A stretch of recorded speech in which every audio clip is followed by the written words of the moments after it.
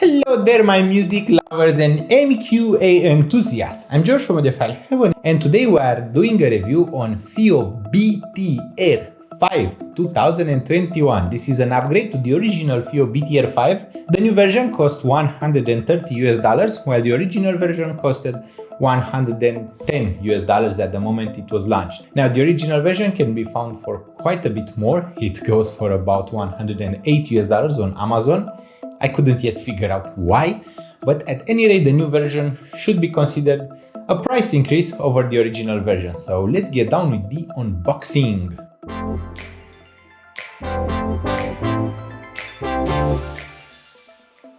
The package is quite minimalistic. We have the FiiO BTR5, which is really tiny. I mean, you can barely see it in the video. We should have some B-rolls to cover for that. It comes with a few sets of accessories. The most important accessory is the case. It actually comes with two short USB cables, one which is Type A to Type C and one which is Type C to Type C. The Type C to Type C cable is quite useful for connecting the FiiO BTR5 to a smartphone, so that you can use it as a USB DAC. Basically, it is one of the lightest and best sounding USB DACs available to mankind. To know how to install it in the case, you need to do this click with the case, and you install it with the headphone ports pointing up, because this is how it's going to be more comfortable. And you just kind of like place it to your shirt like this. It has microphones on it, so you can take phone calls, but if you have an EM with a microphone already and it can understand the signal, so basically you don't have to worry about your microphones. It has a very good phone call quality, which is cool. It is one of the best ways to use it. It has two headphone outputs, so at the top, one which is 3.5mm and single-headed, and one which is 4.4mm and balanced. At the bottom we have the Type-C connector, and on the right side of the device we have three buttons, or rather four. We have the on-off button, we have the play-pause button, and we have the volume rocker. The display is an OLED, very tiny, and this time around is not quite as strong as the original BTR5, like it has lower output. Puzzling to me because I can barely read it during the night. It is night right now. I'm doing those videos before going to sleep and I can barely read the display. You can configure it and how it behaves from FiiO's dedicated app. You can configure how it reacts to pushes, like I configured it to do a screen wake and a screen go black on double click, which is cool. It has an equalizer. The equalizer can enable you editing the sound of certain headphones. You can adapt that sound. FiiO BTR5 has quite enough headroom so that you can apply equalizer without distorting the sound. That equalizer is not enabled on LDACs. So you're either going to be enjoying FiiO BTR5 2021 on its own, or you are going to be downgrading it to aptX to use the equalizer, which is a bit disappointing to me. FiiO BTR5 upgraded two things in the new version. It's just two upgrades and I couldn't really detect nothing else. I've already wrote the full written review. For the most part, they upgraded the DAC, which has increased a bit in quality, and they also upgraded the unit to support MQA, which is cool, but as far as I could do it, MQA is only supported through the wired connection, so no MQA through Bluetooth, which is a bit of a letdown for those who were expecting wireless MQA. At least I couldn't get it running so far. Now the unit, the FiiO BTR5, is tiny, is small, is practical, has quite a bit of power. It can drive pretty much every single EM out there.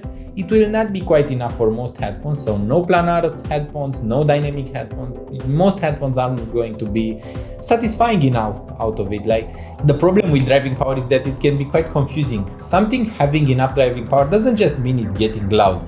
It means having good control over it, having a fair amount of bass, having a controlled and detailed sound, and not distorting. That is actual driving power, not just getting loud. It can get quite loud with pretty much every single headphone. So for $130, it is the best sounding source you can get. I mean, you could get the Acme MF01 DAP, but it is not much better than the FiiO BTR5. FiiO BTR5 is actually a bit better than it in terms of the overall control in detail and resolution. The soundstage of FiiO BTR5 is quite natural. The overall signature is quite neutral. There is no coloration that I could detect. It is basically a very, very neutral type of sound. So it really doesn't have any definitory characteristics. I would call it transparent, but it is transparent for the price point. You can't really say that it's not transparent, but it is not detailed enough to be called fully transparent. The soundstage is medium in size, it is not very wide, so it is good. For what it is quite good. Now, starting with the more interesting things I have noticed about the BTR5 2021 while using it, because I have used it quite a while before doing the video review. It actually sounds best if you enable LDAC, and if you don't enable it to send data in high resolution, because LDAC has a limit of 909 kilobytes per second, and high resolution files would actually mean it should send more data. So I would not recommend using it with high resolution files and LDAC, but I would recommend it for Redbook files, because at this point in time I did a ton of A/B tests and such, and it is audibly transparent. It doesn't really have any coloration, it doesn't have any degradation to sound, and it just sounds as good on LDAC as it sounds on its USB DAC function. If you force the LDAC to use 16 bits and 44.1 kHz. This is how you should configure it, and use LDAC at maximum audio quality.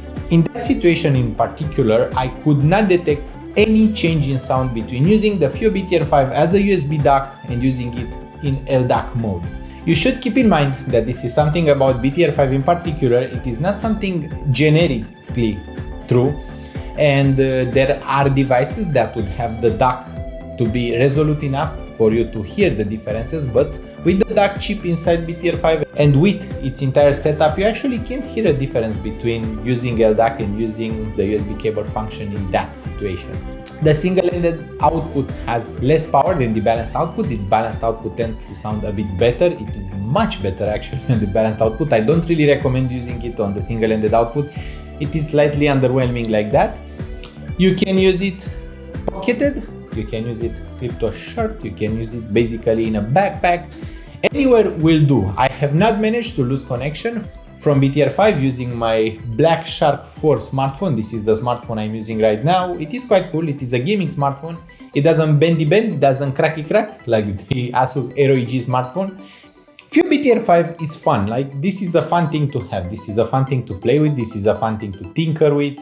It has NFC, it has a slightly low battery life, like it's about 5 hours in actual usage. With LDACs, like 5 hours, that's so low. But on the other hand, 5 hours are quite good. I mean, those are measured with me listening loud, on balanced, and using LDAC. If you are going to be using it with maybe aptX or even SBC, if you are going to not listen so loud, if you aren't going to be streaming FLAC files, it is going to last a lot longer. FiiO has a dedicated app for it, and you can actually configure it slightly more from the dedicated app. You can configure a user profile for the equalization. I like the rock profile, which is quite good. It tends to make the sound a bit more V-shaped, which is a good counter for it, because being so neutral and so flat, it tends to need a bit more bass and a bit more treble, which is cool. But remember, you can't do that on LDAC, which is something to remember. At $130, it is not a significant price increase from the original, like you can afford upgrading to it if you want, and I actually would recommend to, but the reason why it's a bit more tricky. Now, be with me for this one.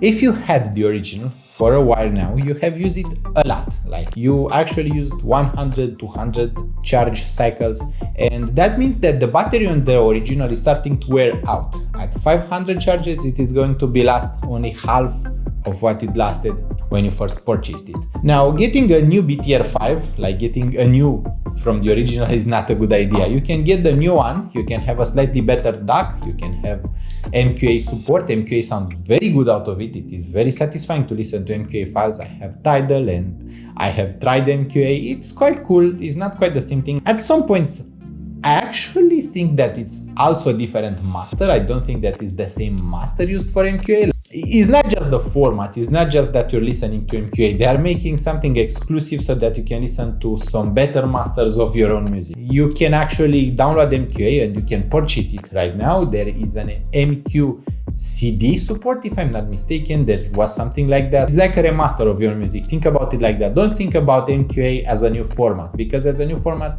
it shouldn't sound so different from Redbook FLAC CDs. This brings us to the important part, whether the new BTR5 sounds better than the old BTR5, and the answer to that is yes, it sounds better, it sounds clearer, it sounds deeper, it sounds a bit more transparent, but it also sounds a bit more neutral. The old one was slightly more colorful in its sound. The new one is quite neutral, and that is both good and bad. It is good if you have bassy, thick and warm sounding EMs, and it is bad if you have bright or harsh sounding EMs, because it is going to reveal even more of that, and that is something to take into account.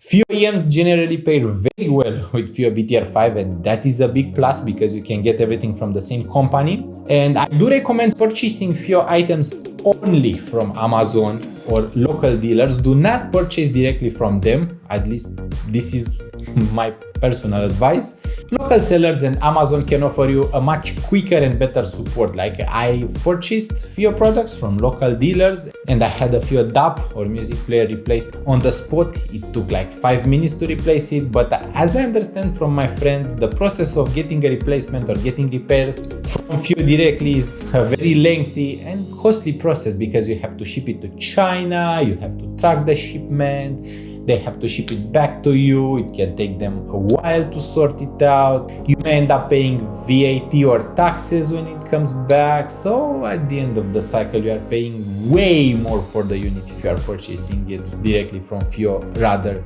than purchasing it from Amazon or a local dealer. Please use a local dealer, please use Amazon, and please use the links in the video description if you want to help me out. It helps me out so much if you could use them, and it would help me out so much if you could donate, even a dime if you could spare. It would mean the world to me.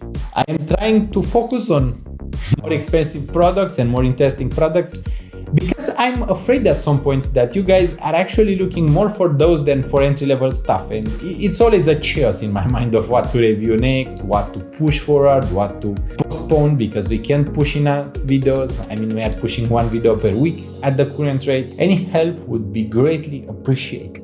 I also appreciate the fact that some of you guys have donated so far. I am really thankful to you. You are supporting Audiophile-Heaven and me personally, George. I hope that this video has been enjoyable to watch. I hope you'll consider subscribing to Audiophile-Heaven. Also, leave a like on this video. If you found the content interesting and funny and enjoyable, I hope you have the loveliest of weeks in there, and I hope we'll see each other really, really soon. Bye.